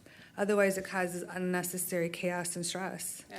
Especially when it's a loved one, because you are emotionally involved. If it's somebody who you have no, if it's a client or something, it's a different story because you're removed from that person. But if you get information like that from a loved one, around a loved one, now you have an emotional response to it. And once you have an emotional response, you are not a clear channel anymore. Then anybody can come in and mess with you, because now you're going into that lower vibration. Now you can attract the lower entities to come in. They're going to say things that sound, make sense to you, but you don't know who you're talking to at that point. They can manipulate very easily. Yes. So when you're emotionally involved, do not make any predictions, or don't go by, ask somebody, if you really need to know, ask somebody who is a professional like anybody here.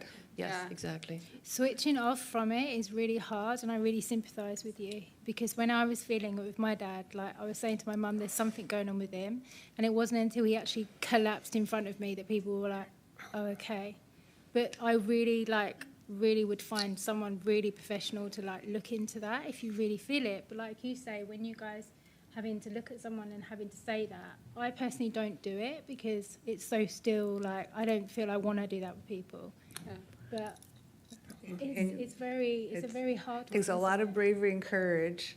In the beginning, when I had to tell somebody they had cancer, I froze, obviously. He came back to me a year later, and Kuan Yin, Master Little, they just enter me. So even if I shut down, my soul is out. She enters me, and it could also be Mary, Jesus, or Buddha. afterwards, I went, dang. And this was many, many years ago. He came to me about a year later. He sat down and he goes, I think you probably don't remember me because I know you were in a deep trance. You told me I had cancer a year ago. Maureen, I got diagnosed a couple months after that, and I came to thank you for that. And I sat there and I was dying. This is in Minnesota back then. I'm like, what? I did? That happened? And he's like, it gave me time to prepare. You don't understand. You gave me a gift. It's the opposite. And I want to share my gratitude with you. And now can we also tune into what I can expect? That was like one of the biggest gifts for me. It helped me become more brave with all the advanced, difficult things like illness, passing, death. But it's a delicate topic, and I would never touch anything advanced unless movie-level visions and an ascended master into me, helping me get it delivered. Also for karmic reasons, too. Like, just hold down. If you guys are getting little glimpses of this here and there, but you're not 100% sure, keep your mouth shut. Yeah. Keep it to yourself until you have enough hits, until you have enough proof of what you're getting really is true and accurate. So I think you don't want to aim and misshoot. Right. You only want to say something and deliver something when you really can stand by it. And you really have to think we all have psychic abilities, psychic gifts. They taught me from the beginning, Kuan Yin showed me from 1 to 10. Every human being has them at some level. Until you're developed at maybe a 6 or 7, she calls that a usable degree, where you're getting usable information from the other side. Until then, keep it really monitored. But with that being said, if you're someone that's already in that 6, 7, 8, 9, 10 range, you can have more confidence that what you're getting is more accurate, but you're going to have tons of proof to back it up. It won't be like iffy. If it's iffy, dial down and work on getting more activation. All the work that you do have to do to get the gift of God activating you further. Thank you. I have one more question. Can I just ask all of you how often you meditate in this chapter of your life? Every day. An hour a day minimum required. Well, I do 5 minutes a day. 5 minutes, I'm an hour. Yeah, but every day, and those 5 Every minutes day. help me set the tone for the day. I don't have not everybody, I think it's great when people say they meditate for an hour or two. I do not have that patience, but I will find 5 or 10 minutes in the morning. That's enough for me to ground me for the day. I'm a TM practitioner, and you're supposed to do 20 minutes twice a day. But I'll be honest, like, there are times where I fall off, I slide off of it. I get caught up in my daily life. But I know if I'm gearing up for something, I plan ahead and I get back into my practice. But even then, when I say I slide off of it, like, maybe it's because I went on vacation with family and I'm just not have a moment, right? But like, usually I try to meditate twice a day, 20 minutes a day. And I use the transcendental meditation practice. So there are TM centers all around the U.S., and that was one of the best the gift I gave myself was learning how to like really get into like the TM practice, and that was also was a key to unlocking new little psychic abilities that I didn't know that I had. And when I started seeing my energetic body form, like I could see my energy now. Before I wasn't able to have that vision.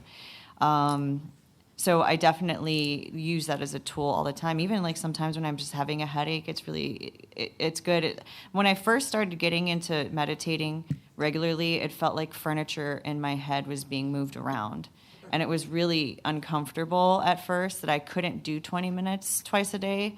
So like my mentor was like, all right, start 5, start 10. And then finally now, like I can go 30, 40 minutes if now I have a timer because I'm like, okay, otherwise I'll just like zone, and so I need something to pull me out sometimes.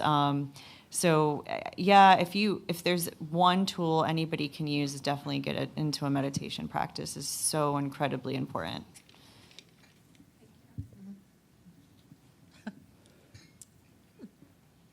Oh, thank you. Thank you. About 5 years ago, I had all my psychic gifts come online, like at one time. Yay. It was like in a 2-month period, I got blasted with some energy, and it was like fully open. And I didn't know back then how to clear, how to protect, none of that. So everything, plus I had a couple of negative experiences.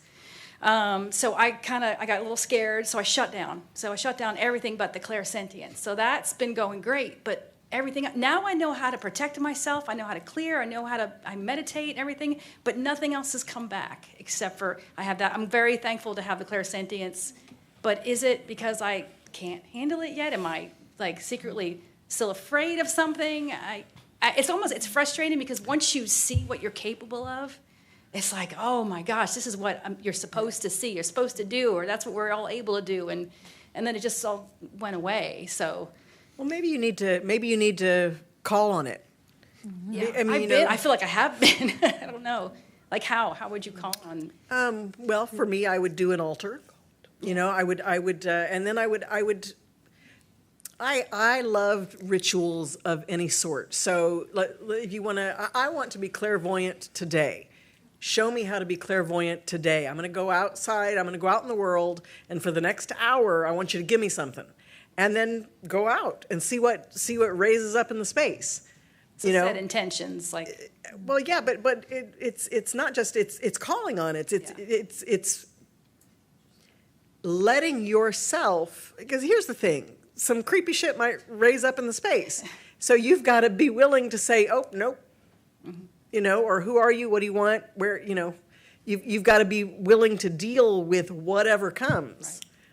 Right. I have a lot of practitioners that I know say, I only do the highest and best, and I only want the angels, and you, and whatever is coming to you, there's purpose in that. And you may not be the one for whom just the angels show up. Do you know what I mean? So, right. And maybe that's why you you have to really show your commitment by calling on it and then doing it. And maybe the other element underneath is why. Mm-hmm. Why do you need it? What's the purpose? Why do you need it? Mm-hmm. When you can look at why you need it, why you want that, why is it valuable to you, that might clear the space. I think it's because I already felt it. So then it's like, now it's like what you don't know can't hurt, it doesn't hurt you. Now that I know, that's the tough part. I know what it feels like. Right. Well, what you can do too before you go to bed, lay in bed and just do a little visualization. You're going to relax yourself. You're going to vision a door in front of you, and whatever you want to open up, your clairvoyance, your clairsentience, whatever floats your boat, have that written, and then just open the door. And like Trey said, what is your why? Why do I want to open that door? And just see that, and you're opening the door. So you're putting it into your mind and the intention outwardly, like, okay, subconsciously, because I'm going to bed, that'll be one of the last things I'll be, considering. And then also the why. And then this way you're opening the door. Why am I doing that? So now your subconscious will start to elevate you to that. Maybe that's what I'm missing is the why. Mm-hmm. I haven't asked myself that. I was going to ask you, do you know who you want to talk to, or what is your intention to open back up? I understand you shut down your abilities because you got scared. It happened to me. It happened to a lot of my clients. So now it's just about getting past that fear. But sometimes when you don't know who you're opening yourself up to, that's what you're scared of, because you're scared to open that door back up, and then somebody starts to talk to you, you don't want to talk to. So if you had somebody in mind that you want to talk, usually I say be intuitive to who comes in, but in your case, what do you want to set your intention? What do you want to? Do you want to talk to your spirit guides? Do you want to go to the Akashic records? Do you want to talk to, ascended masters or something? Call these beings in.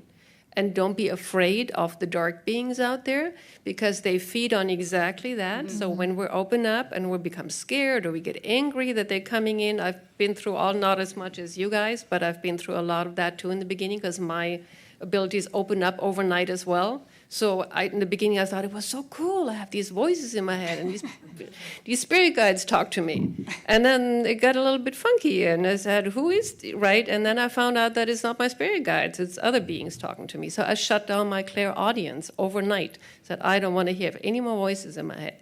And to this day, that was 10 years ago almost, to this day, I'm not clairaudient. I do not have my auditive channel open, because I don't want to hear voices, but all my other senses are very online, all of them. So set an intention. Who do you want to invite in first? Who do you want to talk to? And then then do your energetic protection, and only let those in. And anybody else, if it starts to feel funny, tell them to leave you. If they're not of the light, they have to leave. So just Best set your to focus intention on who. one thing, like one gift at a time, probably, right? So, you Yeah. know, when what you resist persists. So when you are in resistance of just having one ability, and there may be right now a reason why your ability needs to be the one. Right. And when you start to develop that even further and you kind of let go and let the resistance release and you find more ways to access this clairsentience, maybe you need to do more healing. Maybe you need to go use your hands for Reiki. Maybe you need to be able to massage. There might be a reason or a skill that you need to develop before everything else has permission to come back in at a higher level. That resonates That's a a lot good with point, me. yeah. Yep. So I think that's probably why, because I'm a healer. I'm beginning to get into those gifts. yeah, your and hands I'm, are glowing. So I'm thinking that that's like why spirit wants me to focus just on that right now, and then once I do something and I follow through, then other things may come on. Yeah. Whatever's meant to. But yeah, you're right. and you can understand meridians really well. Like if you have, I bet if you looked into acupuncture, I mean, you certainly have lifetimes doing that, working with meridians. So I would look into that and see what that or where that takes you, and then everything else is going to come together. I got chills now. Thank you. Thank you very much. I appreciate your time.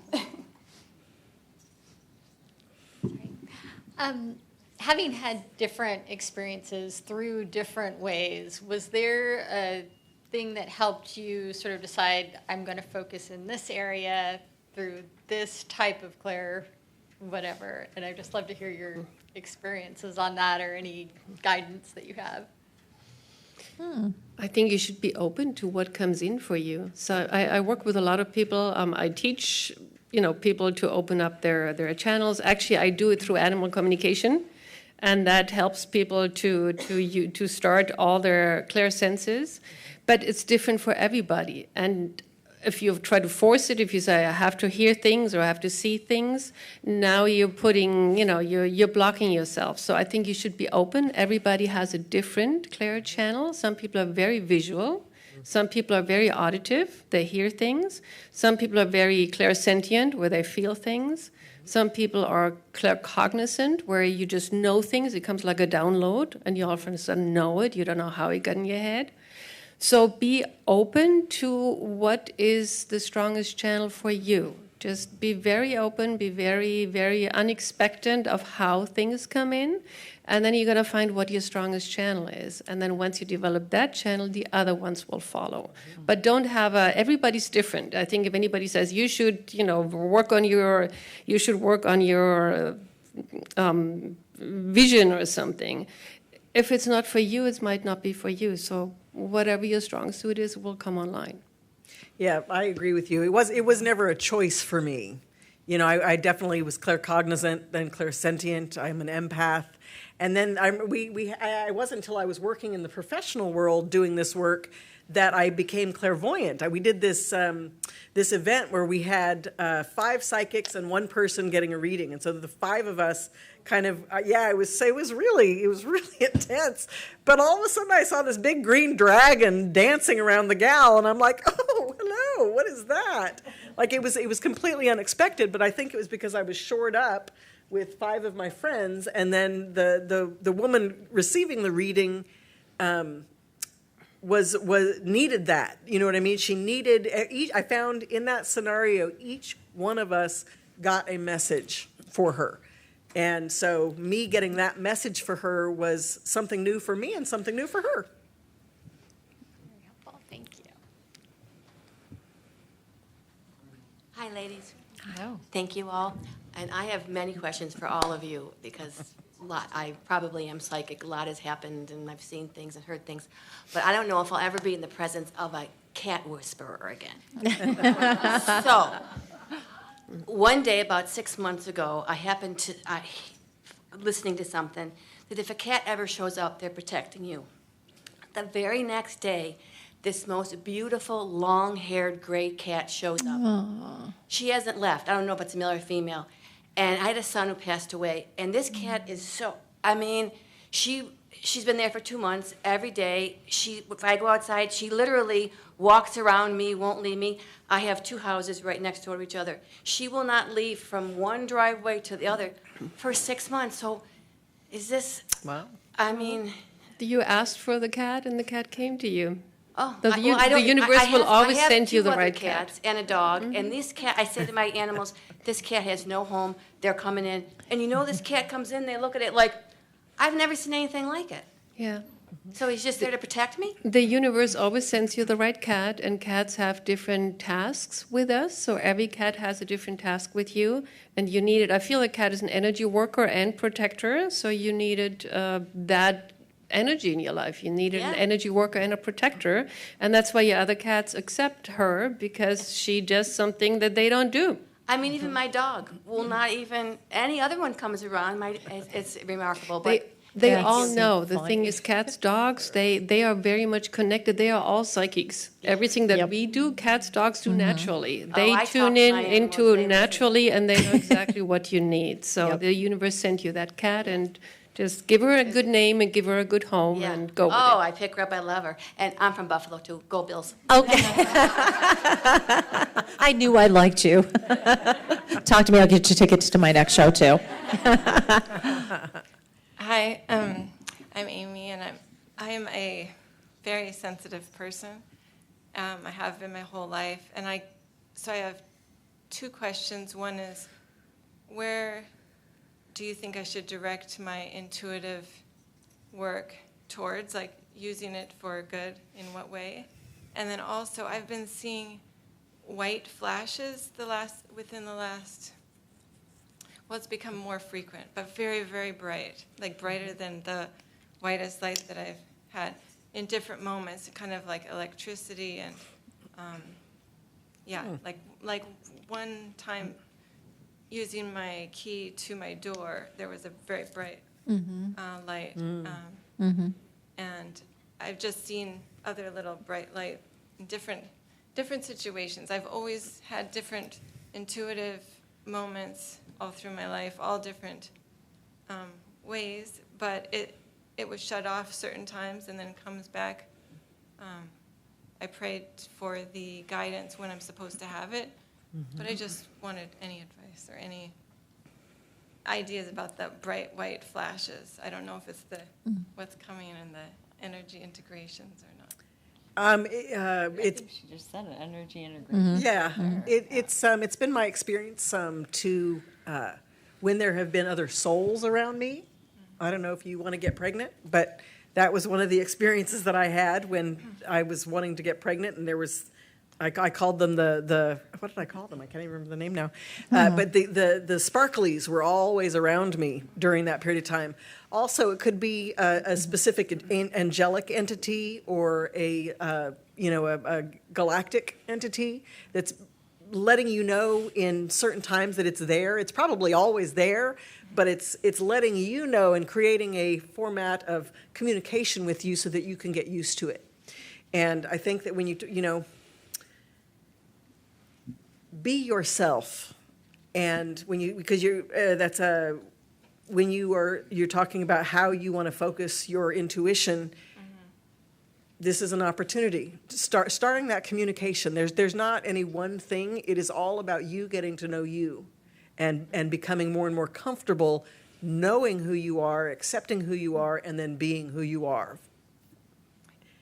I'm just so extra sensitive that that's why I wear energy tools, just to help me feel a little bit grounded in the world. And that's good.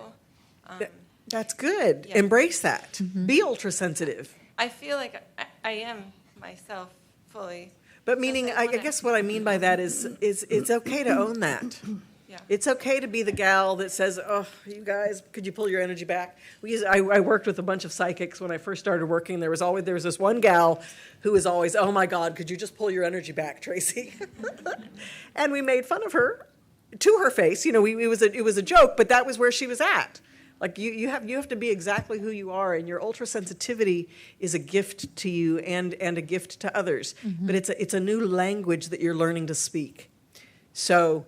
Just wanted to know who I'm meant to help with that, because like as a kid, I always prayed that I wanted to help children.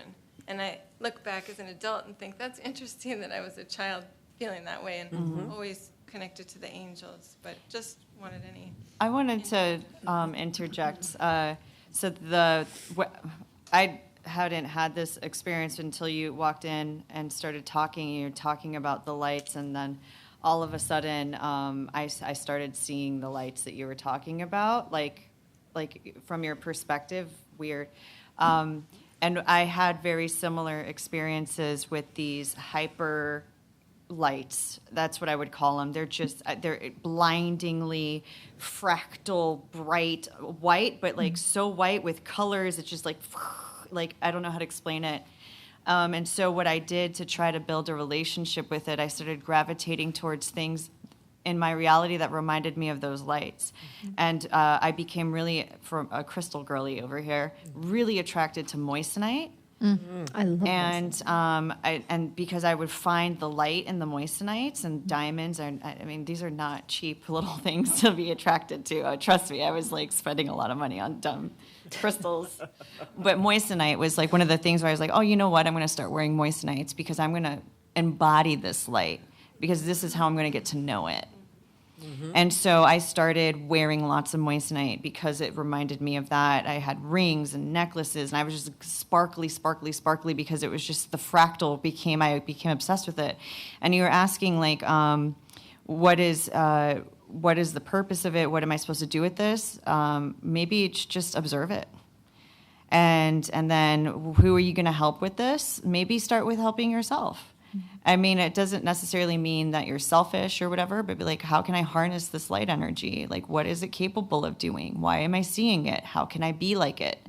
And then when you start doing those little things, and then you'll start getting the downloads. That's one of the things I started noticing. So it was like I was attracted to it, and I became it, and then I understood it, if that makes sense. Yeah, it feels like electrical, and I know that there's information and light. Yeah, you'll start. I started getting my claircognizance from that light. I was getting downloads. I just started understanding and knowing things. Like very, very, very serious, mind-boggling, unfathomable questions were so clear to me all of a sudden, and it'll be for a fleeting moment. Because I feel like my body and my mind, I'm still human, I'm still in this dimensional space and time, but I will get such clarity on such a grandiose scale, and then I'll come back to my human mind, but I will just keep tapping into these like great knowledge and truths from this light. That was my personal experience with it. And it was, to me, it felt a little bit more extraterrestrial. Maybe I was accessing my higher self on a timeline that was way beyond where I'm at right now. And I was capturing glimpses of that, I was accessing it. It was like reaching out to me. And I felt like I did have like a different like activation, like a different dimensional activation from that. So that was my experience, and that's how I tried to harness that. I don't know, you could try to do that, and don't feel the pressure to have to to identify what the use of it is yet. Sometimes just observing it is good enough. I just wanted to add, it looks like you definitely can help people. It might just be that you have to develop a groundedness first, because right now it looks like there is a lot of, it feels maybe airy, not necessarily grounded. And so in order to really be able to be of service for people, you need to be here. And so the tool right now is finding that thing that makes you feel sturdy and grounded. And then how you want to help is going to become more clear. It's not clear right now because you're not meant to know it, because you need to work on yourself first. Yeah, does that make sense? The grounded part is definitely something I have a challenge with. And that was what I was going to ask, is when we feel other people's stuff in our body, do you do things like salt baths, or what are things to reset yourself? You can definitely do that. In terms of you specifically energetically, this looks... Because sending roots into the earth doesn't work for me. It doesn't have to be necessarily sending roots into the earth. It can be being able to be connected to the magnetic field of the earth. So that can look like literally planting, working with plants, creating a garden around you, putting your fingers in the soil. And there's these things called grounding mats. You can plug that in, grounding sheets. Those can all help your body get down, because right now you're kind of floating, your astral body is floating a little bit above you, and it may not feel safe yet to be in your body. And when you are, that's when things are going to feel much more stronger, and you're going to feel clear about which direction you want to go in. And I mean, I think you've got clairvoyant abilities. The flashes are clairvoyance, and you might be starting to see auras and colors. First, sometimes it looks like just clear energy, and then it starts to become a little bit more in depth and start to have texture and maybe even sound. An aura can be very dynamic, but this might just be the start of something opening. Yeah, thank you. I've had all the clairs. They just aren't consistent. And but I'm willing. Getting grounded will help. I'm going to keep working on it. Thank you. Yeah, we have time for one more question. So that would be you. Gosh, I had a really clear idea what I wanted to ask you guys about, and then so much information, my mind just goes crazy. I have been told, like, I guess kind of all my life, that I have a lot of psychic abilities. I practice a different, not traditional form of numerology, and all of my numbers in my chart do say, yes, you have access to all of your abilities. What is strongest for me is the knowing. I've always just had a sense of knowing.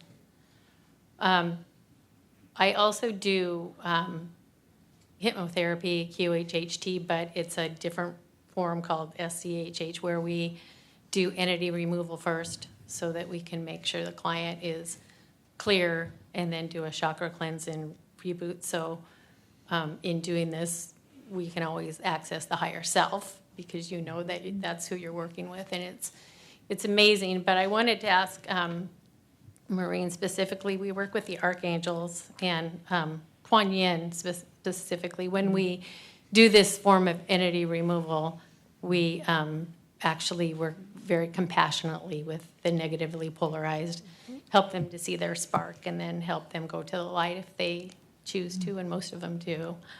But I guess in doing that, my intention coming here is just help me to see, show me what it is I need to see and hear and know. Is there anything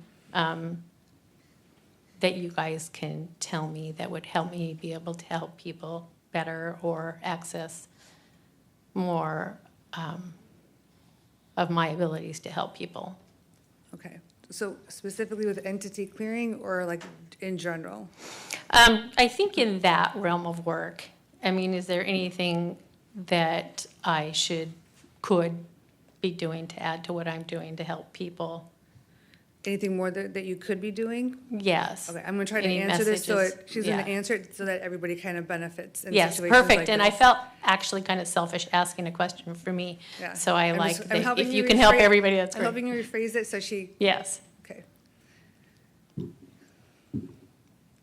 What I've been hearing from her for a while is, for all of you, you would not be in this room if you had not already picked up that you've gotten visions, heard words, had feelings and knowings, clearly. Intuition is intuition. Psychic abilities are psychic abilities. They're black and white. If you want to hone in on developing your psychic abilities, which is what heaven and your guides and angels really want highly for you, keep practicing it, be devoted, be committed to it. Keep yourself in a very strict schedule of meditations, the guided meditations, your own meditations, a lot of the shielding and the grounding practices.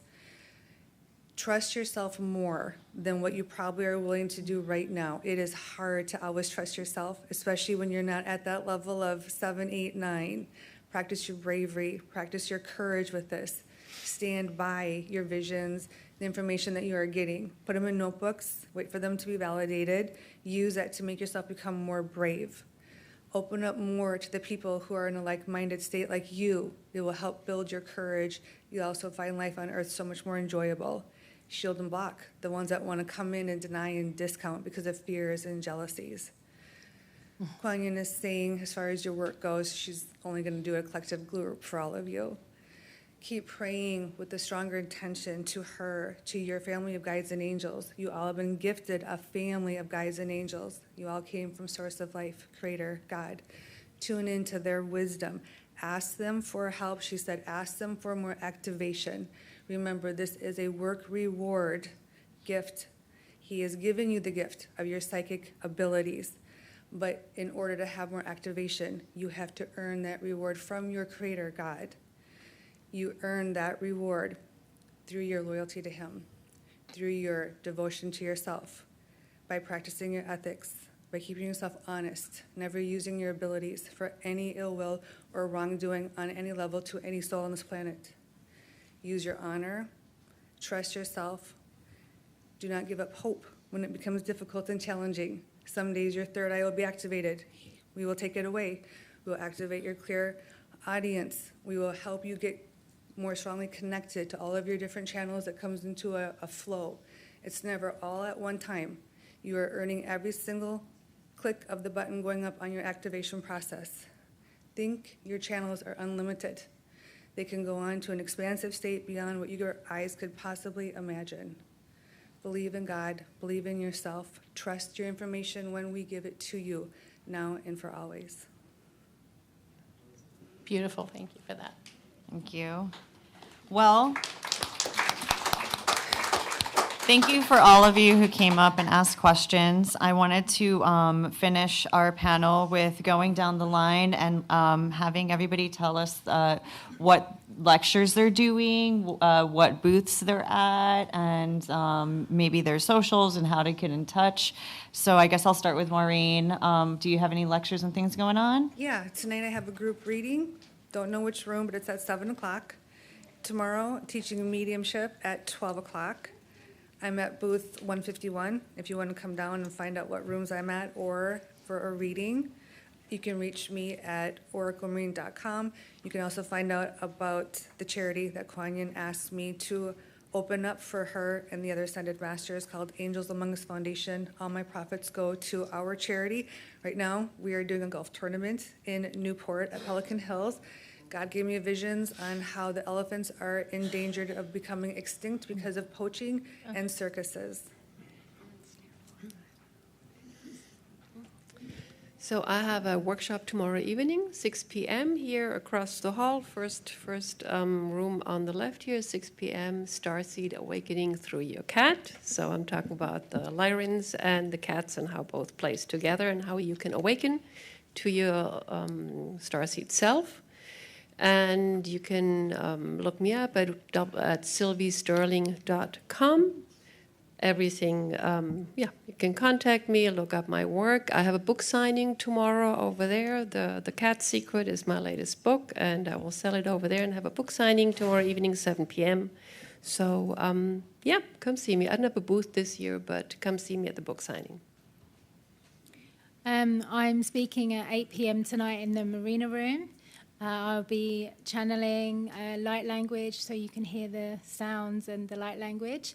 I will also be helping you on your journey and just giving you a few tips and tricks and things that I did and sharing how the journey was. I don't have a booth, but I have an Instagram, which is iwokeup.psychic. You can find everything there. There's my website connected to that. It's my father. I love it. It's so cute. It was my father's thing. He literally said it to me, and I was like, I'm going to use that. He did add a swear word, though, I will add. That's it. See you tonight. I am teaching a workshop tomorrow at 10 a.m. to open up your psychic abilities. So I would love to see you there. Thank you for the support. And I will also be teaching a multi-dimensional manifesting workshop or lecture. I'll have a lecture at 7 p.m. So tomorrow I'll be around teaching you all the things. And then I'm at booth 402 if you would like a reading. And you can find me on social media or on my website at clairvoyanthealerishida.com or just Clairvoyant Healer Ishida. I will be hosting seances this weekend and doing a trance channel via the Estes method. Friday and Saturday night have sold out, but I do think there's some seats for Sunday. So if you're interested in learning about spiritualism and how to use the tools of the trade to connect with the beyond, you could check it out. Wonderful. I'm going to check it out. Karen and myself are going to be live podcasting at 5:30 right around the corner. So join us. We're gonna tear it up. And that could be fun. Tomorrow morning, I'm doing a lecture at 10 a.m. about tapping into your wealth code with crystals.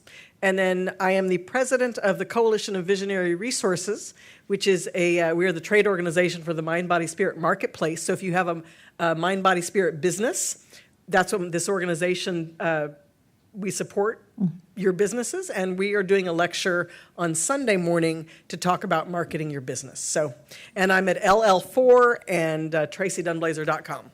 Cool. And tomorrow I'm going to be doing a workshop at 2 on how to develop your own psychic abilities, as well as giving out some messages. You never know what comes in, like a box of chocolates, right? And you never know. And I also do a live Instagram every Wednesday at 8 o'clock Eastern Standard on Instagram. And the other thing, I'm going to be announcing something very big for YouTube. So if you subscribe to YouTube, and make sure you spell my first and last name right, KARYNREECE.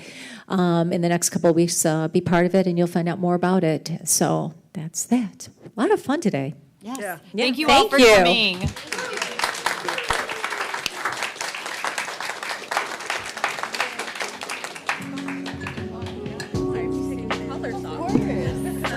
I have like a red lip last time, but like I was like, and I'm like, that's why I didn't stop.